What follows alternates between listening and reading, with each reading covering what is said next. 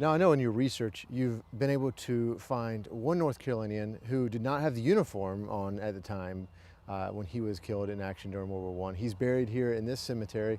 Talk about how that came about and why he's here.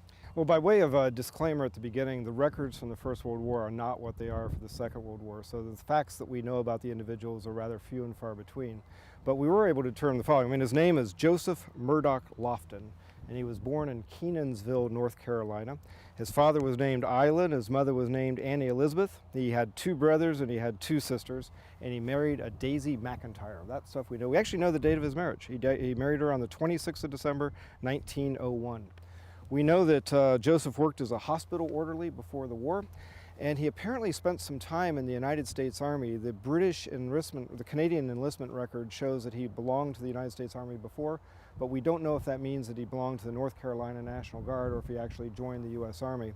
But he certainly was not in the Army in 1915, and that's when he took the fateful decision to go north to Canada and join the Canadian Armed Forces.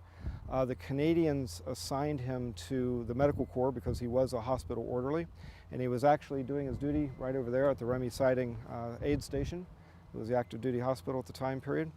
And people died in war for a variety of reasons, and one day he was out on a pass, actually in France, just over the border, and managed to get himself struck by a train and died. They estimate that he was about 40 or 41 years old.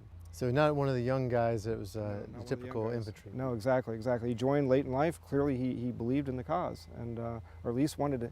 Given that he's a hospital orderly, if we're in the world of speculation now, it would not be out of question that he saw the stories of people suffering and decided he wanted to do something about it.